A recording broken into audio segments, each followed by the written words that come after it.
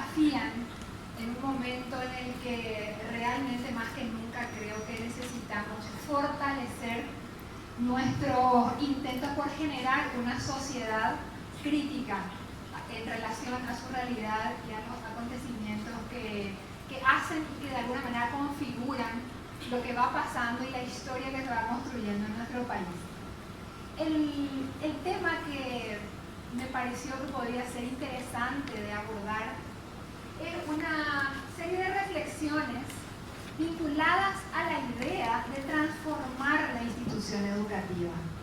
Estamos diciendo transformar la institución educativa o las instituciones educativas. No tanto o no precisamente, o en todo caso el foco no estaría puesto en esta reflexión en transformar la educación, en esa mirada más macro. Obviamente, transformar las instituciones educativas definitivamente nos puede llevar a ir transformando la educación y el sistema educativo. Y dentro de ese pensar la transformación de nuestras instituciones educativas, tres ejes en los que nos vamos a detener un poquito, que son la mirada, el espacio y los vínculos. Un saludo muy especial también a quienes nos siguen a través del espacio virtual. Realmente esto es parte de generar estos vínculos entre, digamos, los temas que estamos abordando desde ciencia, tecnología y sociedad y los temas educativos. Uy, se escapó ahí está la introducción que nos acercaba a quien me presenta. ¿Podemos pasar? Bien, acerca de la idea de transformar. Cuando hablamos de transformación, generalmente pensamos en que nuestro sistema educativo, nuestra educación, requiere cambios profundos en diferentes aspectos. Por una parte, en relación a las políticas educativas, ¿tenemos alguna dificultad?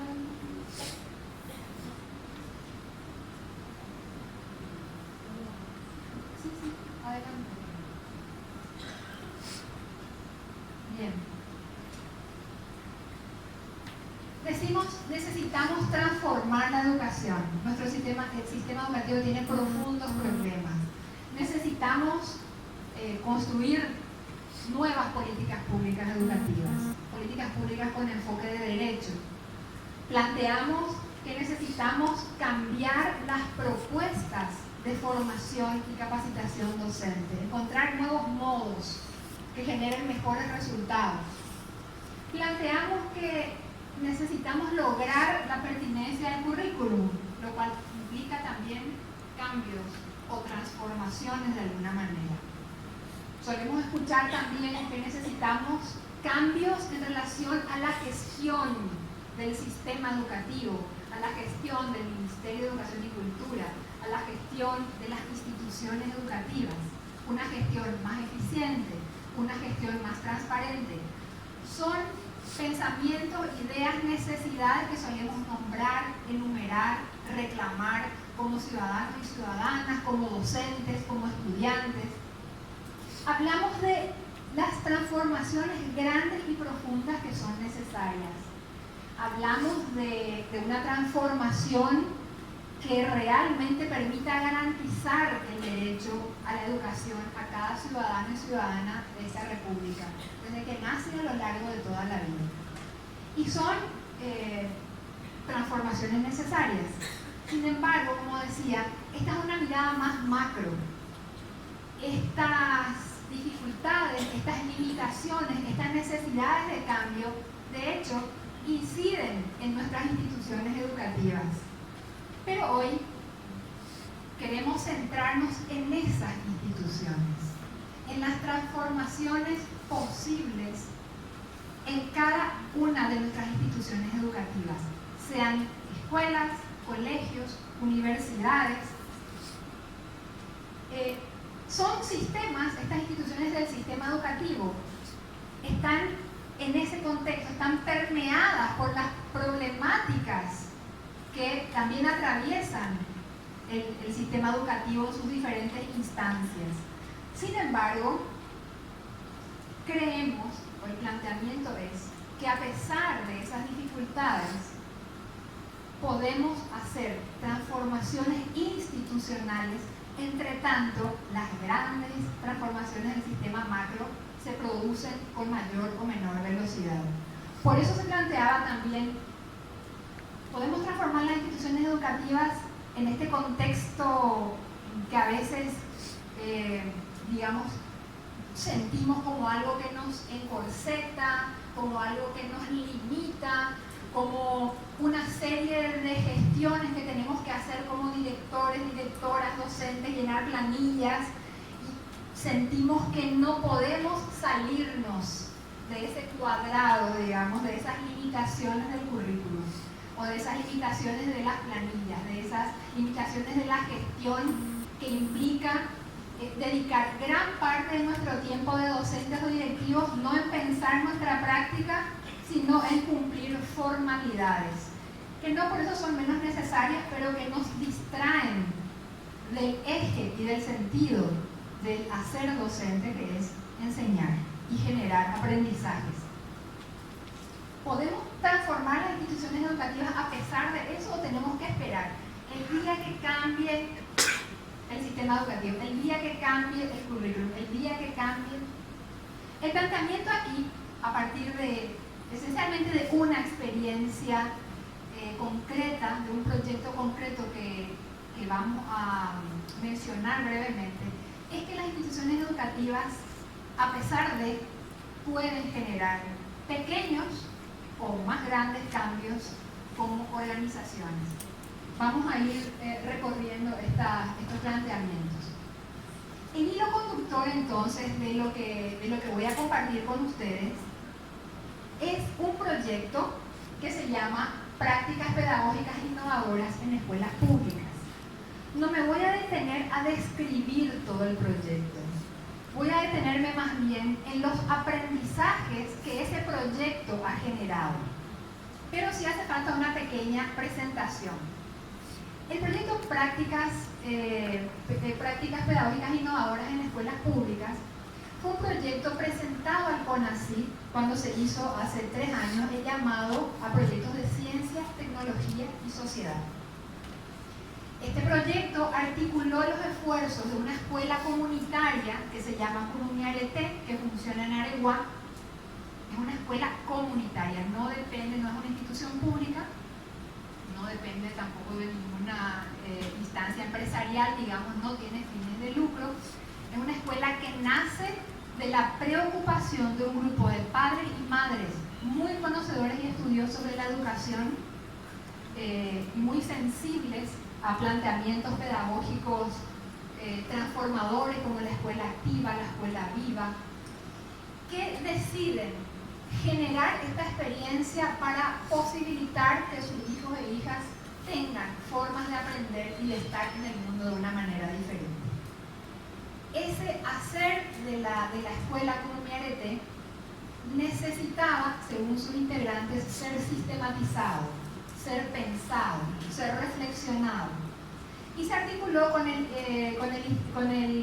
Centro de Investigación para el Desarrollo, con la organización que viene acompañando desde hace muchos años lo que es la investigación educativa y en otros ámbitos del saber, para generar este proyecto.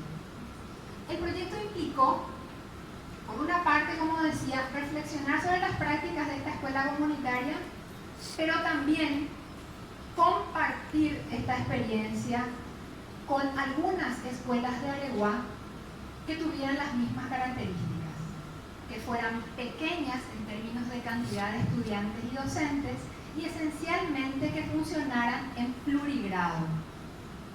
Curumiarete es una escuela que funciona en plurigrado, pero no el plurigrado considerado de segunda categoría, no el plurigrado que se lleva adelante porque no hay otra opción, no el plurigrado que es de menor calidad que el grado, sino un plurigrado que funciona en plurigrado por decisión propia, no porque no queda otra opción. Un plurigrado porque esa perspectiva y esa filosofía plantean que se aprende mejor poniendo en conversación la diversidad de edades, ¿verdad? Y generando el desafío en las y los docentes de atender esa diversidad. El proyecto implicó entonces poner en diálogo estas dos experiencias, la de la escuela Economía Arete y el hacer pedagógico de las escuelas públicas, y generar el interés, la posibilidad, la pregunta en relación a si las escuelas públicas querían, se interesaban, deseaban, vislumbraban que alguna de las propuestas de Economía Arete podría ser asumida por la escuela pública. Seguimos entonces. Ese es el hilo conductor para pensar en la transformación de la institución educativa y de las pequeñas transformaciones que gracias o a partir de este proyecto pudimos verificar, pudimos vivir y pudimos disfrutar en las escuelas públicas, en esas dos escuelas públicas en las que trabajamos en Aregua, que son las escuelas San Roque y San José de Aregua. Luego de esta breve presentación del proyecto volvemos, digamos, a nuestro marco de referencia. Cuando hablamos de transformar la institución educativa, necesitamos entender que cada escuela, colegio o universidad es un sistema, y es un sistema abierto a la comunidad. No está ajeno a ese, o no debería estar, a ese entorno, a ese contexto en el que está funcionando y desarrollando su quehacer educativo.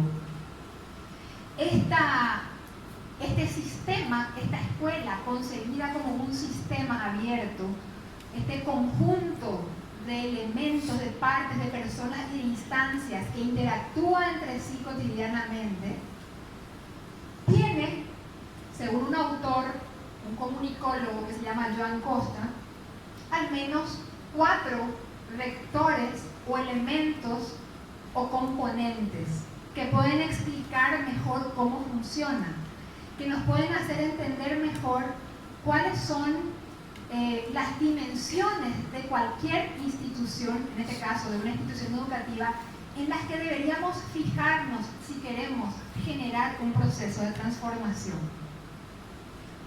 Y estos elementos, siempre según Costa, son la identidad, la cultura, la acción y la comunicación. Toda institución educativa, esto es aplicable a cualquier tipo de organización, pero hoy nos centramos en instituciones educativas. Toda institución educativa tiene una identidad. Es la respuesta a la pregunta ¿quién soy como organización?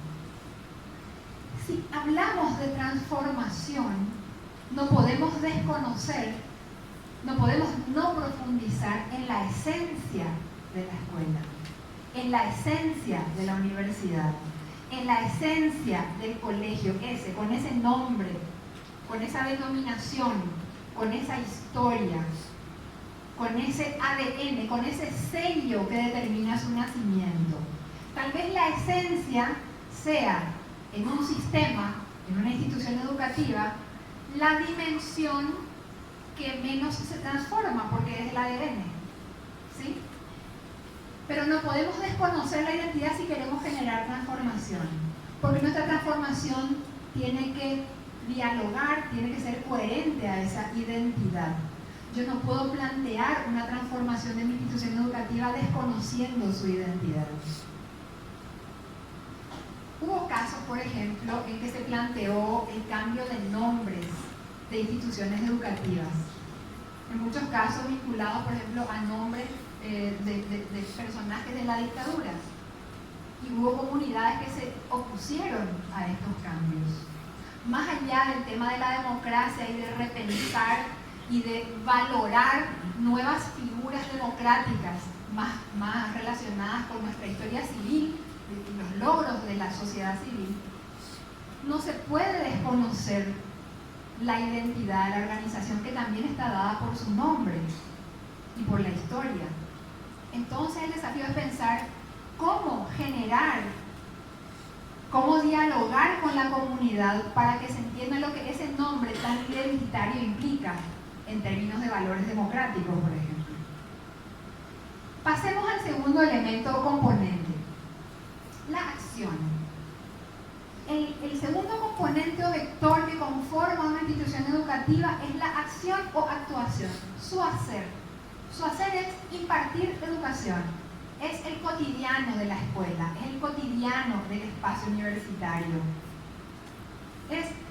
Responde a la pregunta, ¿qué hago como organización? El tercer vector, el tercer componente de una institución educativa en el que tenemos que pensar si queremos transformar es la cultura. Toda organización tiene una cultura. Y esta cultura está compuesta por elementos. Algunos de los elementos más fuertes dentro de las instituciones educativas son los valores y las normas.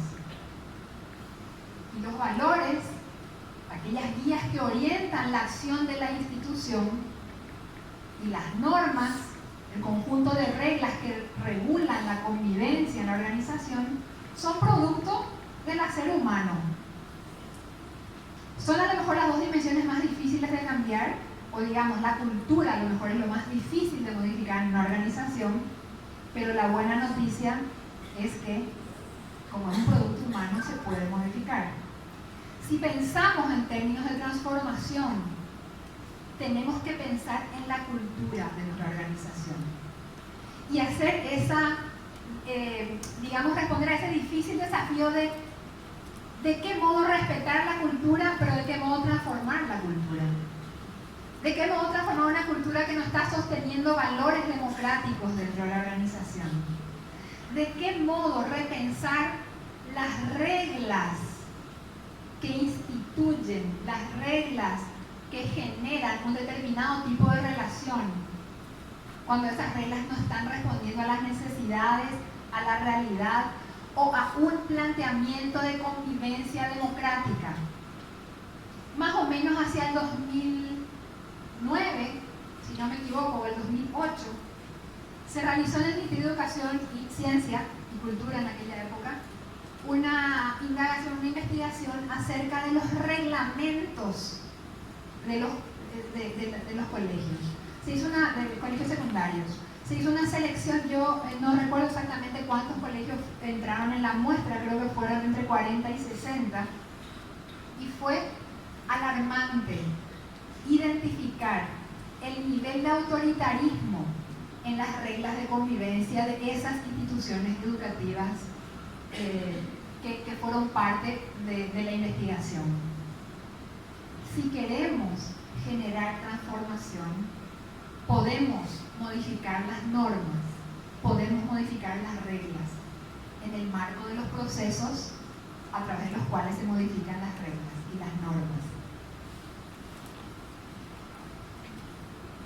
El cuarto componente o vector que conforma toda organización, toda institución educativa es la comunicación. ¿Qué y cómo comunico? Una institución educativa necesita generar canales, mecanismos y espacios de comunicación al interior y desde sí misma hacia la comunidad, hacia padres y madres, hacia otras instituciones educativas, hacia las instancias gubernamentales de los gobiernos locales y nacionales. No podemos concebir una institución educativa que no comunique, que no se comunique, que no se muestre ante la sociedad. Pero muchas veces los espacios, mecanismos y canales de comunicación son meras formalidades en nuestras instituciones educativas. Cuando pensamos en la institución educativa, que en la posibilidad de generar cambios, tenemos que pensar en aquellos mecanismos de comunicación que realmente sean pertinentes.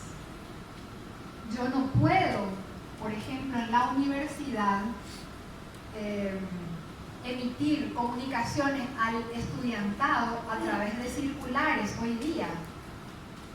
Tendría que utilizar algún tipo de red social.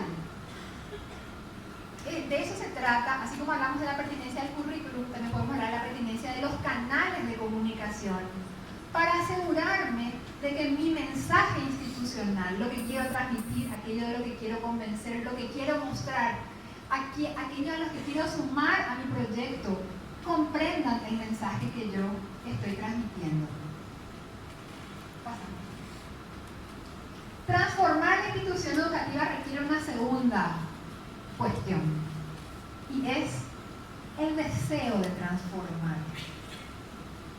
Muchas veces generamos proyectos para trabajar con una comunidad, con una institución educativa, con un colectivo de personas, con un sector social, y quienes elaboramos el proyecto o quienes tenemos la idea decimos este proyecto es para transformar, pero las personas con las que trabajamos quieren transformar.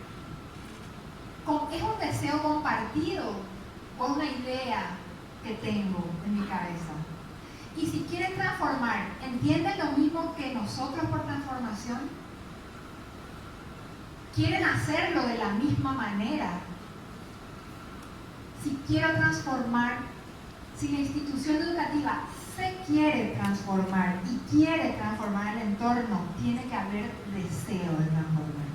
No puedo transformar si no hay deseo.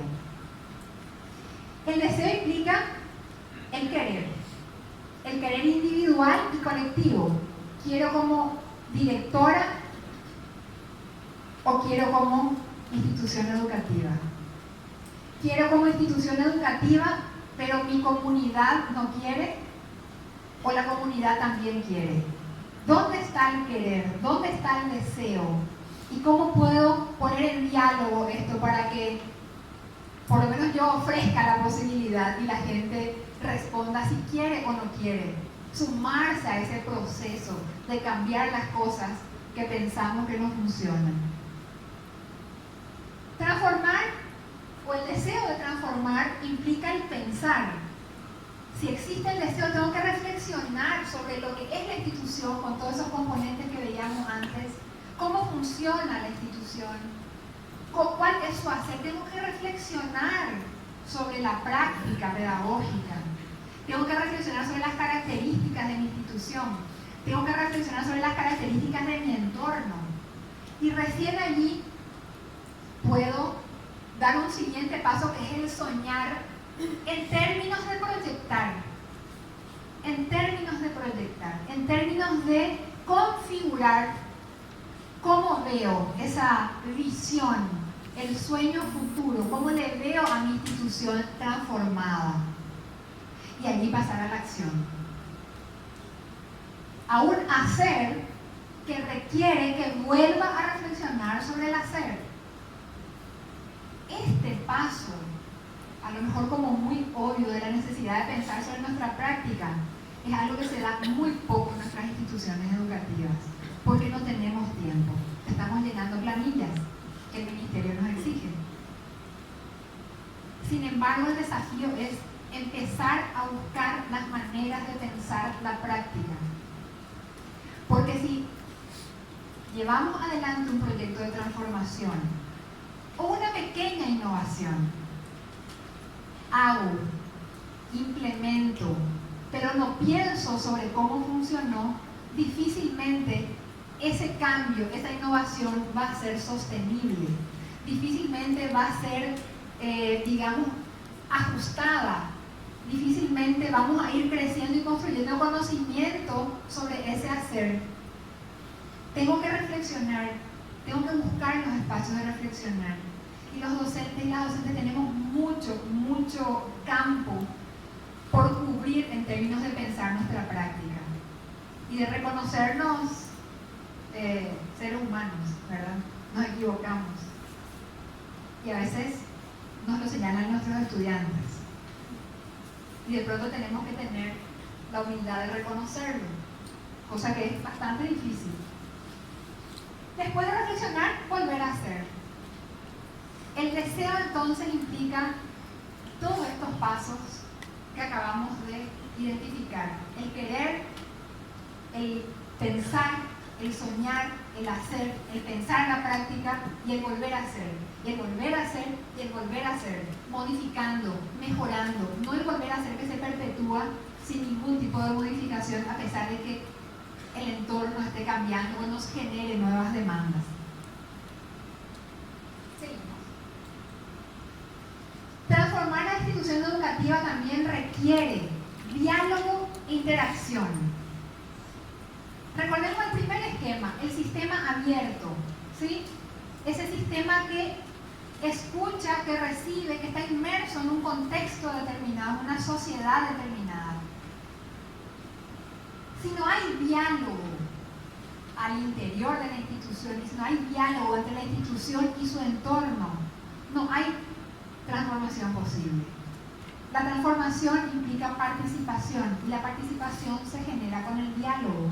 Y el diálogo implica una actitud de escucha, no solo una actitud de decir la palabra, sino de escuchar y acoger la palabra del otro. En estos tiempos donde nos es tan difícil escucharnos, donde nos es tan difícil hacer lugar al argumento del otro, esto se hace aún más importante. Este diálogo, decía, tiene que ser hacia adentro y hacia afuera. Y esta interacción que puede generar el diálogo implica o puede derivar o puede darnos como resultado el sumar fuerzas que nos ayuden a generar las transformaciones necesarias. Allí me detengo y les comparto algo que pasó en el proyecto y que generó este aprendizaje. Cuando las escuelas públicas, cuando las docentes de las escuelas públicas veían las propuestas innovadoras de Kunumiarete que tienen que ver con la mirada, el espacio y el vínculo que después vamos a repasar, una de las dificultades que planteaban eran los obstáculos que pone el sistema educativo para generar innovaciones. No podemos hacer una clase, voy a poner un ejemplo concreto. Vamos a hablar de los ambientes letrados.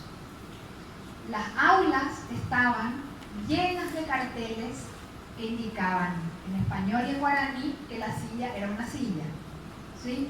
Tenían el abecedario, tenían el calendario, tenían los nombres de los chicos. Una cantidad de información escrita impresionante respondiendo a la exigencia de generar ambientes letrados, ¿sí? Desde la filosofía de Kunumiarete y de otros modelos pedagógicos, tanta información y tanta palabra escrita genera una suerte de polución visual inclusive.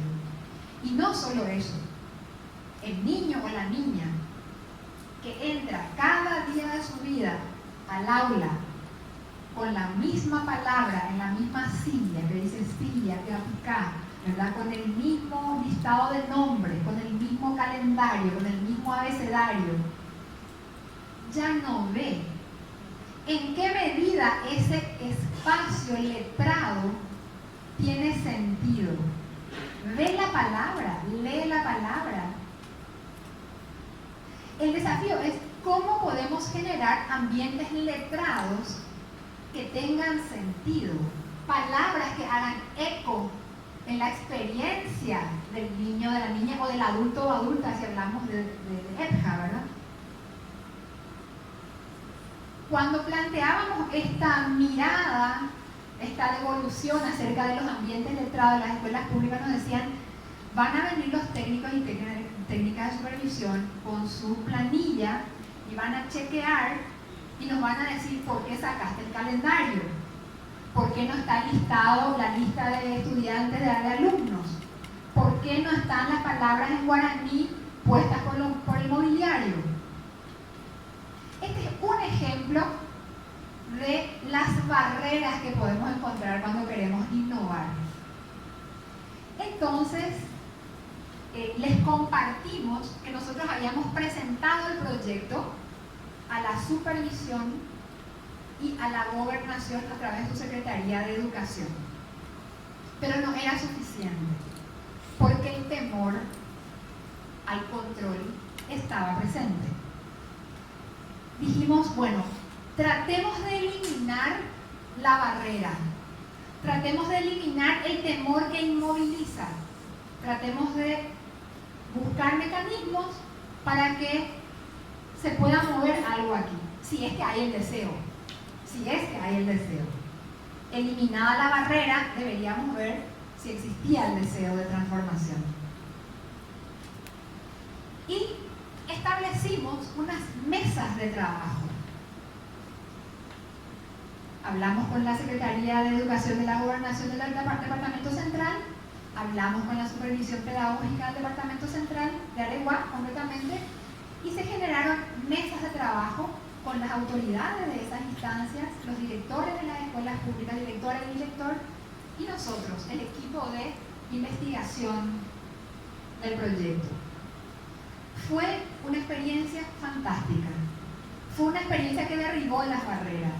Explicamos el proyecto, presentamos el proyecto, planteamos las metas, invitamos a las autoridades a asistir a los talleres de capacitación mensuales que hacíamos, a recorrer las escuelas, a conocer los materiales en los que nos sustentábamos desde el marco teórico.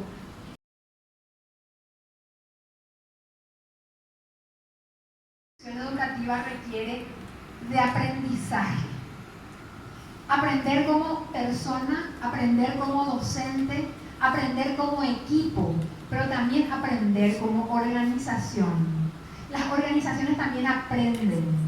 Y cuando se aprende como organización, como este sistema, este aprendizaje va modificando los elementos del sistema para que ese sistema pueda funcionar en un nuevo sentido, en una nueva dirección.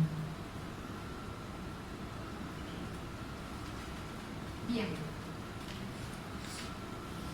Decía al principio que este planteamiento que hoy traemos, que hoy compartimos, no implica desconocer que estamos en una estructura, en un suprasistema, ¿sí? En un sistema educativo que tiene sus características, sus reglas, que a veces es muy rígido. No implica ese desconocimiento. Pero la mirada es qué pequeñas cosas, qué pequeños elementos, estrategias, innovaciones, enfoques podemos sumar a nuestra institución educativa, podemos incorporar a nuestra institución educativa para generar algo distinto, que esté más cerca de la educación que realmente queremos. Y sobre todo, que genere el deseo de los niños, jóvenes y adultos de asistir a la institución educativa. ¿Cómo puedo hacer que mi niño, en vez de decirme todos los días de su vida, no me quiero ir al colegio, no me quiero ir al colegio, el lunes va a haber lío, no me voy a poder ir al colegio, ¿sí? O que nuestros estudiantes en la universidad a veces se arrastren y nos rueguen salir más temprano porque están cansados y son estudiantes trabajadores, ¿cierto? Pero también porque la educación no les hace sentido, no responde a su realidad, a sus intereses, a esto que Ramón Indalecio Cardoso nos decía en 1924 y antes, que la educación tiene que partir del interés del niño y de la niña. Y no solo Ramón Indalecio, toda la escuela nueva, toda la escuela activa.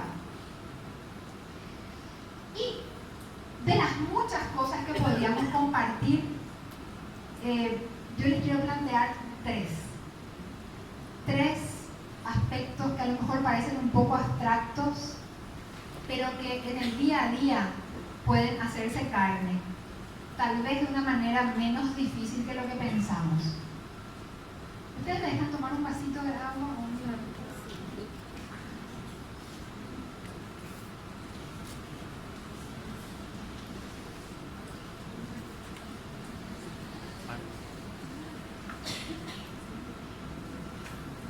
De vuelta.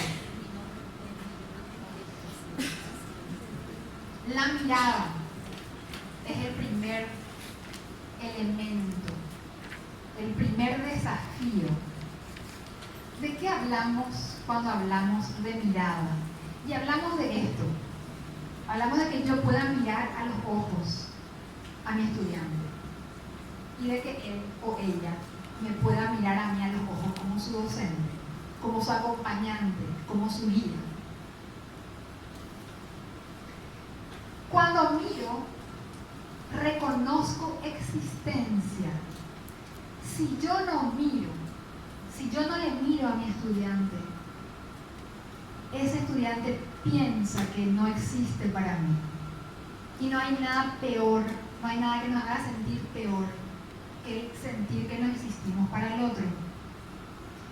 No sé, y con las disculpas del caso de los médicos o médicas que estén aquí, porque hay excelentes médicos de una profesión que admiro profundamente, mi padre es médico de hecho, pero no sé si alguno de ustedes alguna vez tuvo la experiencia de ir a una guardia, a una urgencia, a un espacio donde necesitábamos la atención de un médico o médica que nos escuchara, que escuchara nuestros síntomas y nos sacara los mieditos que de repente nos generan algunos síntomas que sentimos. No sé si tuvieron la experiencia de acudir a ese espacio y que el médico o médica que les recibía solamente mirara su papel y anotara los síntomas sin saber siquiera nuestro nombre, aunque sea en ese ratito. No de memoria, que leyera ahí, o que nos dijera, ¿cómo se llama? ¿Qué le pasa? ¿A qué se debe que usted viene? Yo tengo muchas experiencias de haberme, no sé si muchas, pero algunas, de haber ido y que me digan, sí, ¿qué le pasa? Sin que yo existiera para esa persona. ¿Quién soy? Un número, alguien sin rostro. A lo mejor estaba pálida yo, y la persona no veía que yo estaba pálida. Es un ejemplo demasiado concreto, pero la vida y la cotidianeidad de la escuela está hecha de esos vínculos, de esos relacionamientos. Y el primer paso para el relacionamiento es una mirada, que vamos a ir repasando qué implica. ¿Qué implica la mirada además de mirar a los ojos? La mirada implica ver, reconocer que el otro existe, que el otro está frente a mí. Le doy un estatus de existencia. Si yo no miro, si yo no le miro a mis estudiantes, si yo no me hago visible para ellos, la relación en la cual se basa el aprendizaje que ellos deben adquirir no es posible o es muy difícil en todo caso. Si yo le miro a mi estudiante, muchas docentes o muchos docentes de los bañados norte y sur saben lo que es mirar a su niño o niña y ver marcas de violencia intrafamiliar. Si yo no miro, no sé quién es, no sé lo que le pasa, no sé su realidad. La mirada entonces implica que soy testigo de la experiencia del otro o de la otra, soy testigo de su vida, aparece ante mí con todo lo que es. La mirada a ese niño, niña, adolescente, adulta que están en el sistema educativo, que está en la institución educativa, que está en ese espacio no formal de educación, muchas veces puede conllevar un prejuicio. Y en la mirada se siente eso. El prejuicio, por ejemplo, de que el niño o niña es un ser inacabado, de que no puede, de que le tengo que llenar de reglas para que esté quietito, quietita, haciendo lo que tiene que hacer sin poder mirar al costado. De que no puede levantar la mano del cuaderno y que tiene que copiar horas y horas y horas de la pizarra. La mirada pedagógica que proponemos es una mirada sin prejuicios. Porque el prejuicio se siente. El niño o la niña siente cuando su maestro, cuando su maestra, cuando su padre o su madre le hacen de menos, le sienten menos capaz o incapaz. Con la mirada decimos, ¿podés o no podés? Entonces, esa mirada está cargada de prejuicios. Y no hablo de mirar así fisiológicamente con el ojo. Hablo de todo lo que implica ese principio de relación. Si pensamos que el niño es incapaz, nuestra mirada va a decir eso. Si quiero cambiar mi mirada, tengo que cambiar el paradigma del niño o niña que tenga, si es que hablo, por ejemplo, de la escuela. Lo mismo pasa con nuestros estudiantes universitarios. A veces ahí las relaciones son aún más frías, más distantes, más lejanas. Seguimos. La mirada implica presencia. Hay toda una corriente del aprendizaje sostenida por Merardo Arriola, muchos y muchas de ustedes lo conocerán. Él plantea el aprendizaje corporal integrado. Dice que el aprendizaje se hace y se siente y se genera también a través del cuerpo. Y él habla con mucha insistencia de la presencia. La mirada también implica, si yo estoy presente a la experiencia de enseñar, cuando enseño, cuando doy una clase, cuando dirijo una dinámica, ¿estoy ahí o no estoy? ¿Estoy disponible para mis estudiantes o no estoy? La presencia va a generar que la otra persona, como dice esta expresión, se sienta en confianza, se abra a la experiencia del aprender. Es como una presencia corporal energética.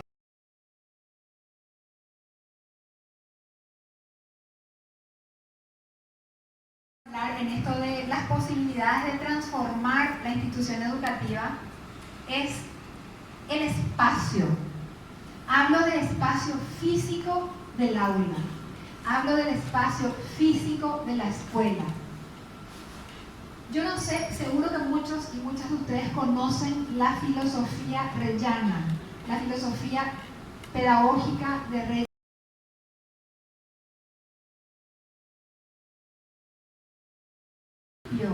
Reggio Emilia asume como política pública esa iniciativa. Hay experiencias preciosas y hoy hay experiencias reyanas en diferentes partes del mundo, Asia, América, Europa, Estados Unidos. Acá también hay instituciones que están planteando algunos de los principios de la pedagogía reyana. Una de las propuestas de Reggio Emilia en relación a la educación y al espacio educativo es que el espacio educativo, el espacio arquitectónico, tiene que ser un espacio que posibilite aprender, no un espacio que impida el aprender. Entonces hacen un planteamiento de la disposición, de la iluminación adecuada, del mobiliario, de los colores. Si ustedes ven, van a observar en las fotos de las escuelas de Reggio Emilia que son propuestas muy caras, que llevan mucha inversión económica. Pero ahora vamos a ver otras propuestas que tienen mucho que ver con el espacio como un tercer educador, que se hicieron con muy pocos recursos. ¿Por qué cómo es esto del espacio como educador? Ustedes sí conocen la línea Montessori. Bueno, le estarán escuchando alguna relación con Montessori a lo que estoy diciendo. El espacio, si está intencionado, si el docente y la docente piensa el espacio, prepara el espacio, dispone los muebles, prepara los materiales, así como los rincones Montessori. Entonces, ese espacio, aunque el docente no esté todo el tiempo presente, el espacio por sí solo puede educar, puede generar algún aprendizaje al niño o a la niña. ¿Quién es el segundo educador si el primero es el docente y el tercero es el espacio? El niño, o la niña, o el adulto, cualquier persona que esté en ese proceso de aprendizaje. ¿Por qué? Porque parte de la filosofía de la escuela nueva que plantea que el que aprende es sujeto de su aprendizaje, es activo en su aprendizaje. El espacio, según el planteamiento de Reggio Emilia, también tiene que permitir la libre circulación. Si yo pongo mesas y sillas una tras otra, apretadas, generando que los alumnos estén así, mirándose las espaldas y todos mirando hacia la pizarra, primero, no estoy posibilitando el encuentro.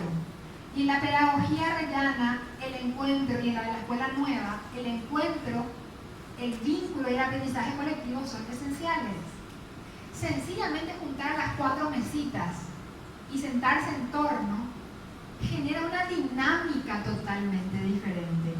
Si el niño o la niña, si el joven en la universidad entra y la silla o los pupitres están dispuestos uno tras otro, va a ser otra la dinámica que si ingresa al aula y ve una mesa redonda o 4 mesitas cuadradas rectangulares juntas, se van a sentar en torno y van a hablar, van a interactuar, van a conversar. El espacio genera dinámicas pedagógicas específicas y distintas. Y no siempre hace falta gastar demasiado, aunque sería ideal tener los recursos para gastar mucho en el espacio. Hay una escuela en Buenos Aires, privada por cierto, que generó un nido y luego pudo hacer avanzar la propuesta hasta terminar el primer ciclo, o sea, hasta el tercer grado, donde las ventanas del aula están a la altura de los niños. No solo ya los inodoros que nuestros baños ya tenemos a la altura de las ventanas, porque si no los niños no ven el mundo de afuera. No ven, y menos si somos muy rígidos y le dejamos subirse a alguna silla para que mire hacia afuera, ¿verdad? O sea, eso ya es un gasto arquitectónico inmenso, poner ventanas, ¿verdad?, a la altura de los niños, pero para que vean los diferentes caminos que puede seguir una transformación del espacio. En este proyecto que les comento, cuando preguntamos si querían, después de conocer las propuestas de economía en el ARETEC, si querían incorporar, asumir, tomar alguna innovación, estas 2 escuelas decidieron que querían transformar sus espacios. Era lo que veían como más factible, como más posible. Se organizaron mingas de trabajo en las vacaciones, en el periodo de preclases realmente, para generar esos cambios. Desde el proyecto conseguimos algunos elementos que no estaban previstos ni estaban en el presupuesto. Alguna gente de buen corazón y de posibilidad económica donó tarros de pintura y participamos en grupo de las mingas que pretendieron y que transformaron los espacios. Y transformar el espacio obliga a transformar la práctica pedagógica. Porque si yo tengo estudiantes sentados uno tras otro y la pizarra, enseño de una manera. Y si yo tengo estudiantes sentados en círculos, trabajando en grupo, necesariamente tengo que enseñar de otra manera. Entonces, este espacio, que por una parte es tercer educador, también es un motivador, un generador de nuevas dinámicas de enseñanza, de nuevas prácticas pedagógicas. Y ahora, yo no pude nomás conseguir mejores fotos porque este proyecto que les comento está en su etapa final y se están generando recién los materiales, los informes y todo eso, pero bueno, a lo mejor algo podemos ver. Esta era el aula de una de las escuelas, fíjense, no era un depósito, les cuento, era el aula de todos los días, porque son aulas pequeñísimas, porque no había dónde poner las sillas. A ustedes pasará en su casa esa florcita que uno pone ese sofá que uno por ahí quiere retapizar, un almohadoncito nuevo, nos hace el espacio acogedor. Queremos estar en un espacio que nos recibe.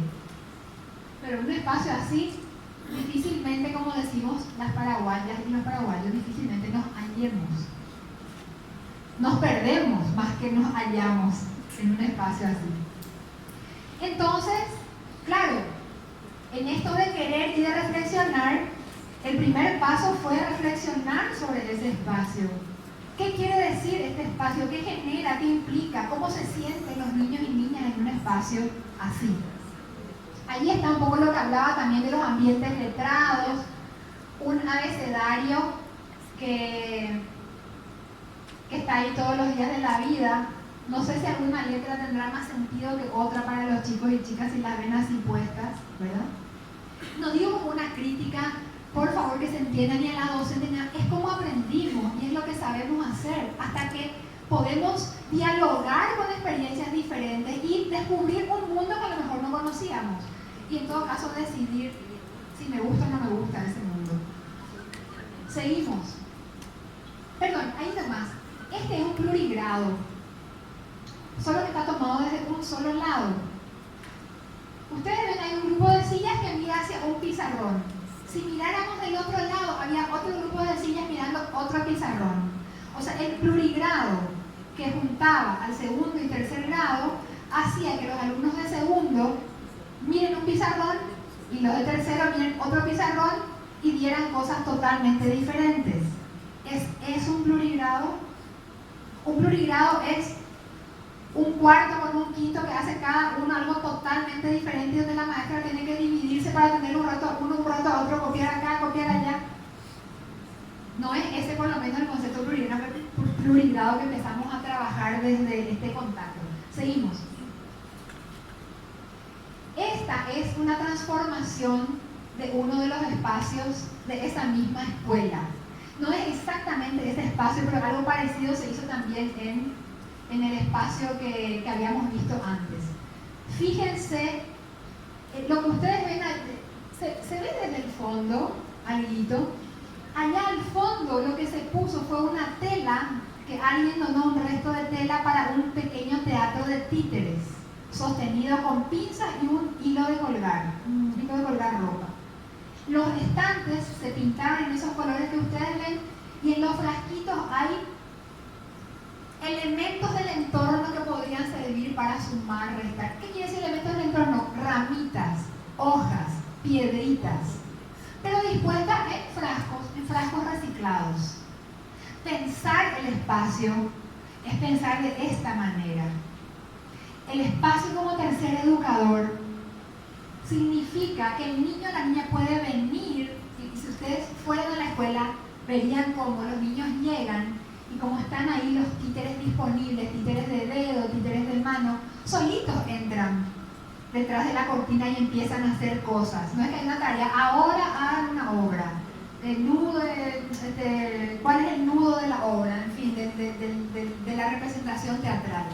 Espontáneamente están aprendiendo a representar y aprendiendo a desarrollar su creatividad.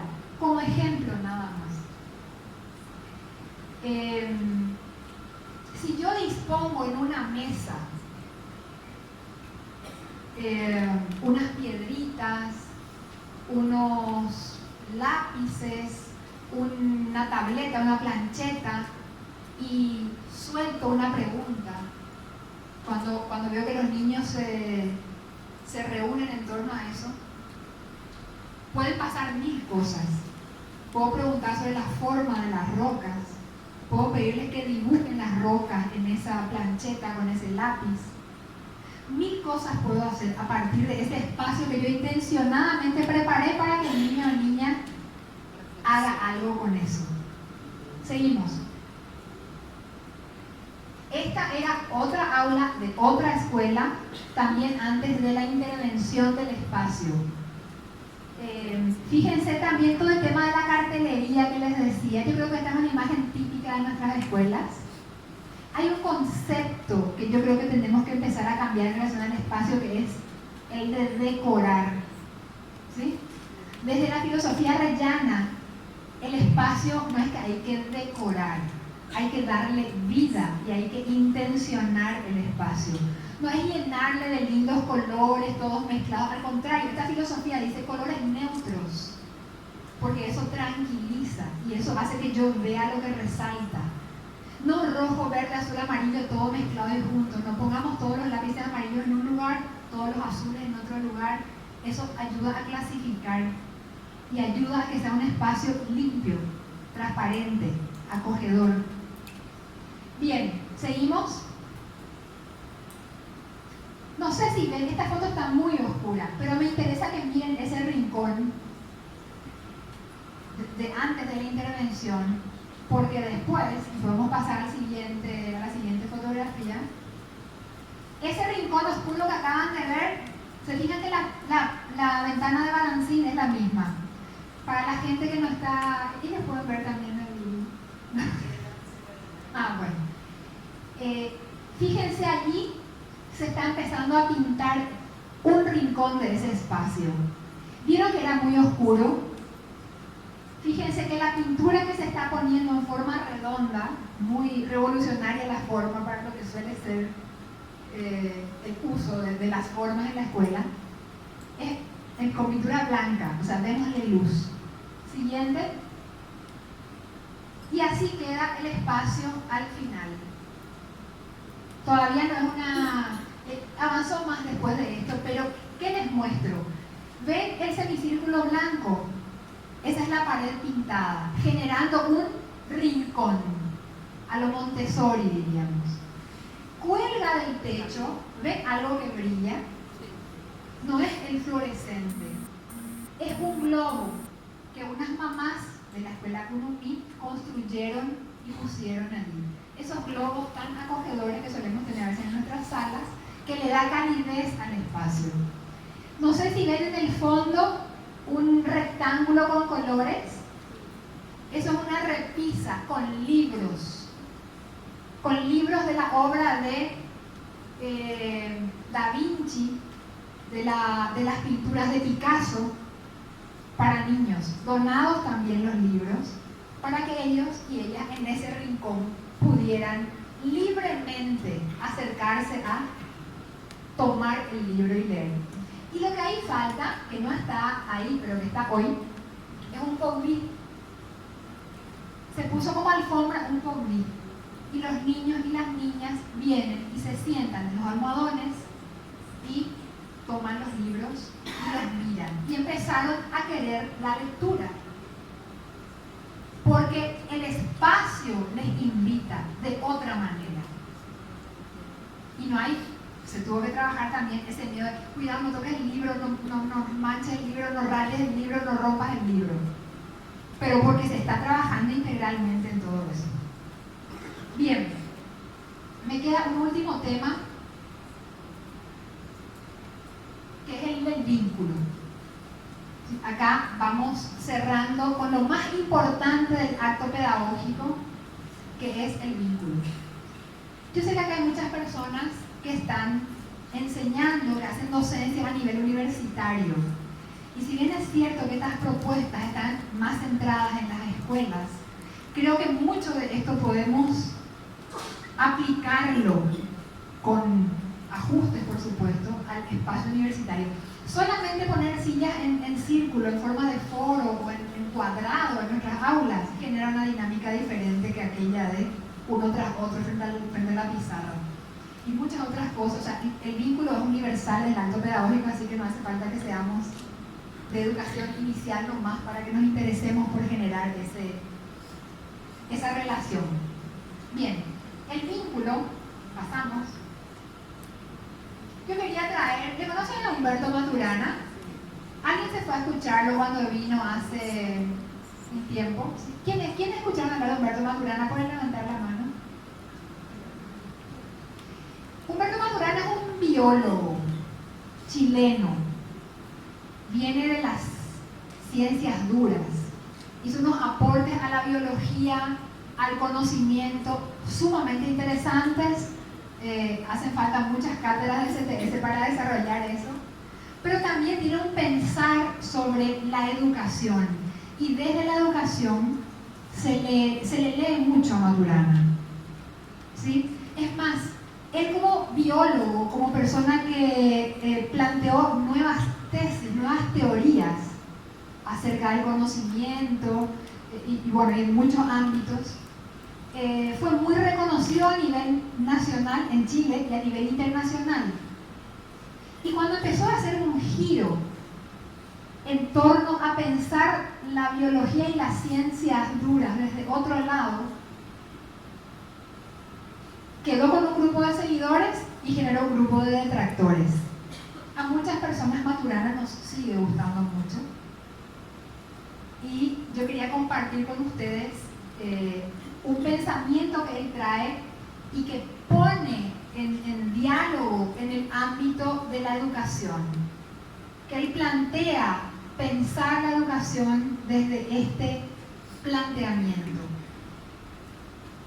Él habla de considerar al otro como legítimo otro.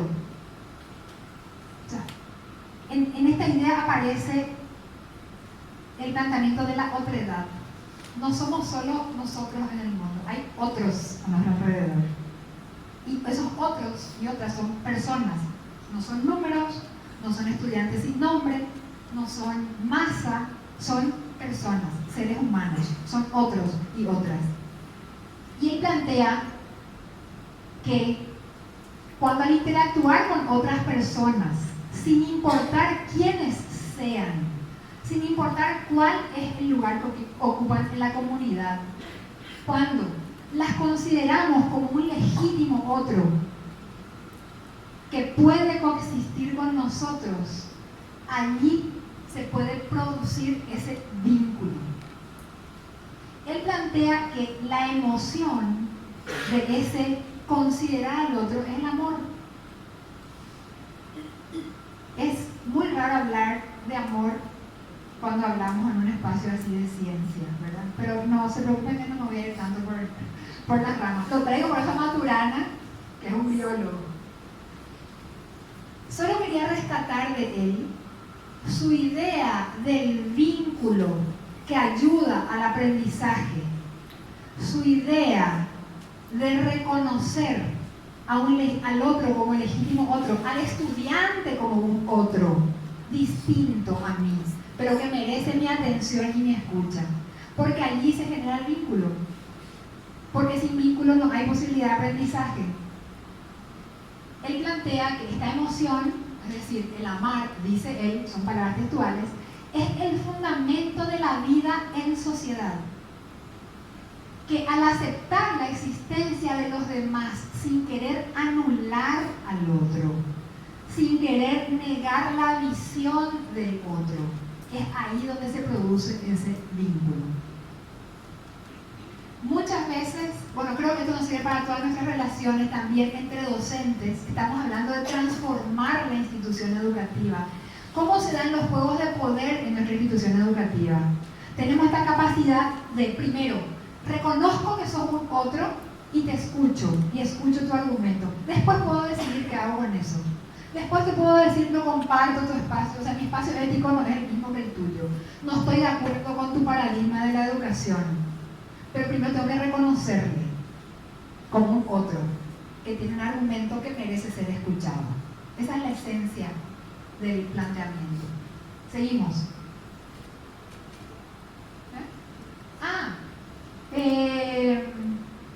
Sí, veamos ahora el video.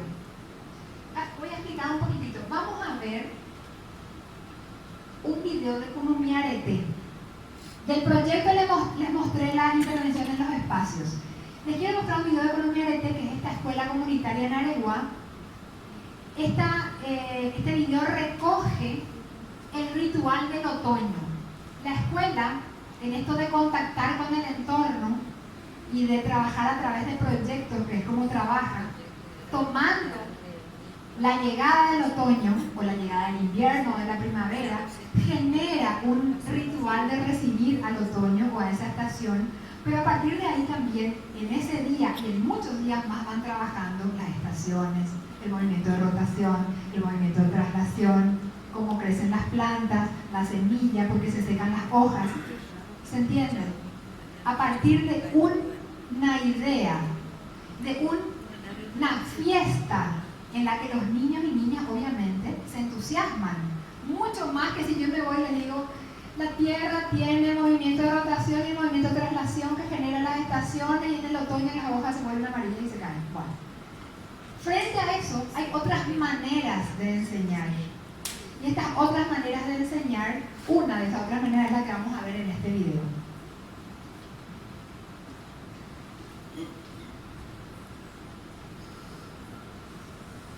Los niños y niñas son los niños y niñas de Kunumi y lo que ven es la escuela Kunumi Arete.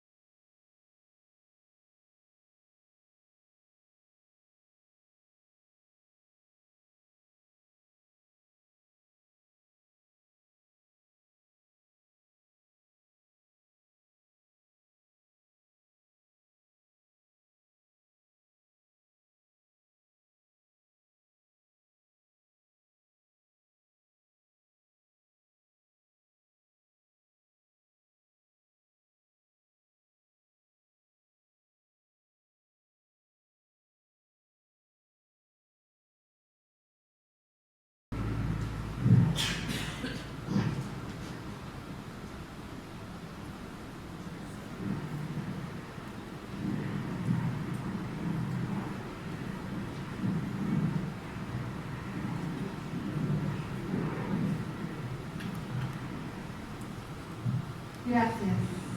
Una escuela diferente, ¿verdad? Pero la experiencia de vivir el otoño, de pisar las hojas, es lo que les genera la sensibilidad para poder crear.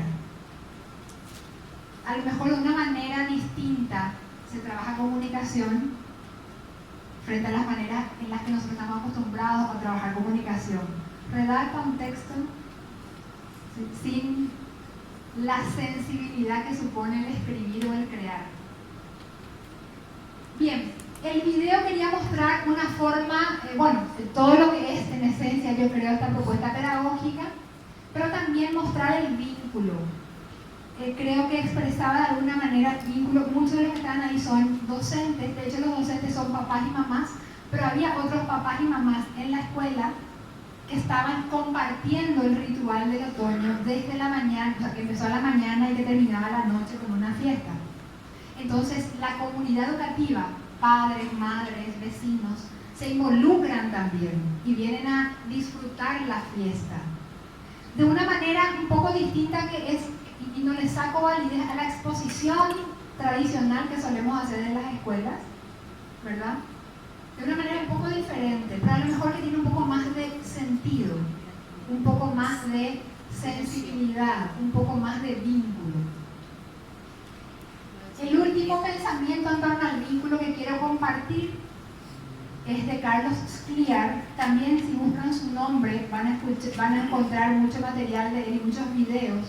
Es un investigador del CONICET de Argentina, de la Flaxo también, educador, que tiene un pensamiento muy interesante, que viene trabajando desde la filosofía de la educación, pensando el vínculo educativo que se da en el acto pedagógico. Y él rescata con mucha fuerza este tema del vínculo. Estuvo en Paraguay hace un tiempito, capaz que alguno de ustedes lo pudo escuchar.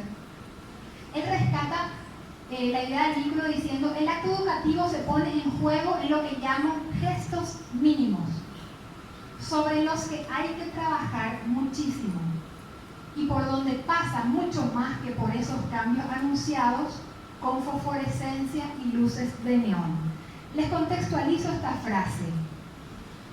Él dijo esta frase cuando hablaba de la inclusión, ¿sí?